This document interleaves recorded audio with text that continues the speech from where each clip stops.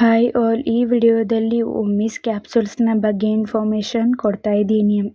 ಈ ಕ್ಯಾಪ್ಸೂಲ್ಸ್ನ ಏಕೆ ಯೂಸ್ ಮಾಡ್ತಾರೆ ಅಂದರೆ ಆ್ಯಸಿಡ್ ರಿಲೇಟೆಡ್ ಡಿಸೀಸ್ಗೆ ಬಳಸುತ್ತಾರೆ. Acidity, heartburn, gastroesophageal reflux disease, acid reflux, peptic ulcer ಮತ್ತು ಜಾಲಿಂಜರ್-ಎಲ್ಸಾಂಡ್ ಸಿಂಡ್ರೋಮ್ ಆಗೂ ಕೂಡ ಈ ಕ್ಯಾಪ್ಸೂಲ್ಸ್ನ ಬಳಸುತ್ತಾರೆ. ಈ ಆ್ಯಸಿಡಿಟಿ ಹೆಚ್ಚಾಗಿ ಎಲ್ಲರಲ್ಲೂ ಕಾಣಿಸಿಕೊಳ್ಳುತ್ತದೆ. ಅಸಿಡಿಟಿ, ಪಿತ್ತ, ಹಾರ್ಟ್ ಬರ್ನ್ ಅಂದರೆ ಎದೆಯುರಿ, ಪೆಪ್ಟಿಕ್ ಅಲ್ಸರ್, ಹೊಟ್ಟೆಯ ಹುಣ್ಣು, ಹಾಗೆ ಕರುಳಿನ ಹುಣ್ಣು ಇಂತಹ ರೋಗಲಕ್ಷಣಗಳನ್ನು ಕಡಿಮೆ ಮಾಡಲು ಈ ಕ್ಯಾಪ್ಸೂಲ್ಸ್ನ ಬಳಸುತ್ತಾರೆ. ಹಾಗೆ ಗಂಟಲಿನಿಂದ ಮೇಲೆ ಬಂದು ಬಾಯಿಗೆ ರೀಚ್ ಆಗುವಂಥದ್ದು ಮತ್ತು ಕೆಲವರಲ್ಲಿ ಬಾಯಿಯಲ್ಲಿ ಹುಳಿ ವಾಮಿಟಿಂಗ್, ವಾಕರಿಕೆ ಇಂಥದ್ದನ್ನು ಕಡಿಮೆ ಮಾಡಲು ಈ ಕ್ಯಾಪ್ಸೂಲ್ಸ್ನ ಬಳಸುತ್ತಾರೆ. ನಿಮ್ಮ ಹೊಟ್ಟೆಯಲ್ಲಿ ಉತ್ಪತ್ತಿಯಾಗುವ ಆಮ್ಲದ ಪ್ರಮಾಣವನ್ನು ಕಡಿಮೆ ಮಾಡಲು ಈ ಕ್ಯಾಪ್ಸೂಲ್ಸ್ ಸಹಾಯ ಮಾಡುತ್ತದೆ. ಈ ಕ್ಯಾಪ್ಸೂಲ್ಸ್ನ ಹೇಗೆ ಯೂಸ್ ಮಾಡಬೇಕಂದ್ರೆ ನಿಮ್ಮ ವಯಸ್ಸಿಗೆ ಅನುಗುಣವಾಗಿ ಡೋಸ್ ಮತ್ತು ಡ್ಯೂರೇಷನ್ನ ನಿಮಗೆ ನಿಮ್ಮ ಡಾಕ್ಟರ್ಸ್ ಅಡ್ವೈಸ್ ಮಾಡುತ್ತಾರೆ. ನಿಮಗೆ ನಿಮ್ಮ ಡಾಕ್ಟರ್ಸ್ ಅಡ್ವೈಸ್ ಮಾಡಿದ ಹಾಗೆ ಈ ಕ್ಯಾಪ್ಸೂಲ್ಸ್ನ ತೆಗೆದುಕೊಳ್ಳಿ. ಡೈಲಿ 1 ಕ್ಯಾಪ್ಸೂಲ್ಸ್ ಊಟದ ಮೊದಲು ಅಂದರೆ ಖಾಲಿ ಹೊಟ್ಟೆಯಲ್ಲಿ ಈ ಕ್ಯಾಪ್ಸೂಲ್ಸ್ನ ತೆಗೆದುಕೊಳ್ಳಿ. ಇಲ್ಲಾಂದರೆ ಡಾಕ್ಟರ್ಸ್ ಹೇಗೆ ಅಡ್ವೈಸ್ ಮಾಡಿರುತ್ತಾರೋ ಹಾಗೆ ಈ ಕ್ಯಾಪ್ಸೂಲ್ಸ್ನ ಯೂಸ್ ಮಾಡಿ.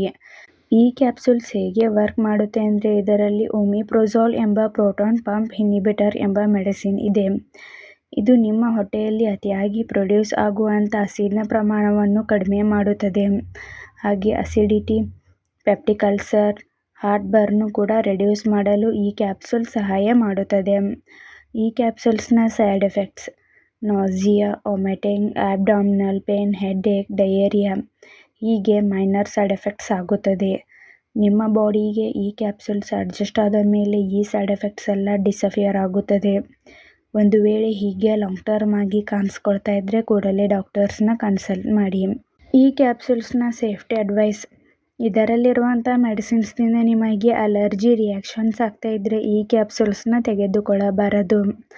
ಮತ್ತು ಈ ಕ್ಯಾಪ್ಸೂಲ್ಸ್ನ ಹೆಚ್ಚಾಗಿ ತೆಗೆದುಕೊಳ್ಳುವಂಥವರು ಕಾಫಿ, ಟೀನ ಅವಾಯ್ಡ್ ಮಾಡಿ ಮತ್ತು ಆಲ್ಕೋಹಾಲ್, ಸ್ಮೋಕಿಂಗ್ನು ಕೂಡ ಅವಾಯ್ಡ್ ಮಾಡಿ.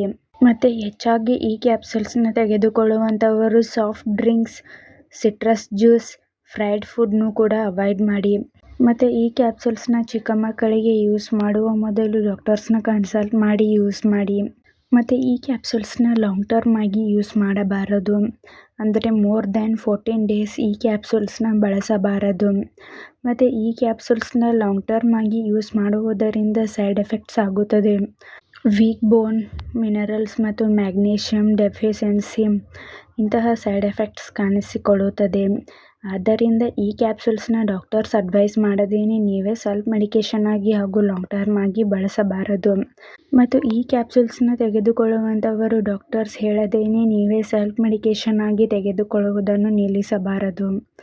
ಮತ್ತು ಈ ಕ್ಯಾಪ್ಸೂಲ್ಸ್ನ ಪ್ರೆಗ್ನೆನ್ಸಿ ಪ್ಲಾನಿಂಗ್ ಮತ್ತು ಬ್ರೆಸ್ಟ್ ಫೀಡಿಂಗ್ ವುಮೆನ್ಸ್ಗೆ ಡಾಕ್ಟರ್ಸ್ ಅಡ್ವೈಸ್ ಮಾಡಿದರೆ ಮಾತ್ರ ಯೂಸ್ ಮಾಡಿ. Kidney, liver, heart related problems, asthma, oedema, chest pain ಇದ್ದವರಿಗೆ ಡಾಕ್ಟರ್ಸ್ ಅಡ್ವೈಸ್ ಮಾಡಿದರೆ ಮಾತ್ರ ಯೂಸ್ ಮಾಡಿ. ಮತ್ತು ಯಾವುದೇ ಮೆಡಿಸಿನ್ ತೆಗೆದುಕೊಳ್ಳುವ ಮೊದಲು ಡಾಕ್ಟರ್ಸ್ನ ಕನ್ಸಲ್ಟ್ ಮಾಡಿ. ಈ ವಿಡಿಯೋ ನಿಮಗೆ ಇಷ್ಟ ಆಗಿದ್ದರೆ ಲೈಕ್ ಮಾಡಿ, ಕಮೆಂಟ್ ಮಾಡಿ, ಶೇರ್ ಮಾಡಿ. Thank you.